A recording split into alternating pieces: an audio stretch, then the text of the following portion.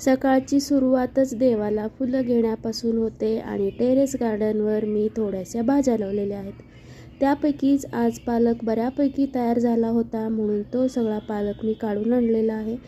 खूपच होता, पण त्यातला थोडासा पालक वापरून मी इथं पालक पनीर तयार केलेलं आहे. डब्यासाठी एक भाजी पण तयार झालेली आहे आणि म्हणूनच म्हणते टेरेस गार्डनवर अंगणात आपली एक छोटीशी बाग असली की अशा छोट्या छोट्या गोष्टी आपल्याला आपल्याच गार्डनमध्ये मिळून जातात. तर अंगणात माझं थोडंसं काम होतं.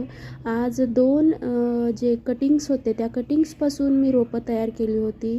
तर तीच मोठी मोठी रोपं तयार झालेली आहेत. एक आहे वेली गुलाब आणि एक आहे क्रोटनचं. तर ते दोन्हीही मी आज गार्डनमध्ये मोठ्या जागेला त्याला शिफ्ट केलं. आणि संध्याकाळची वेळ आज होता, भजनीचा दिवस. तर आम्ही सगळ्या जणींनी कन्नड भजन म्हटलं.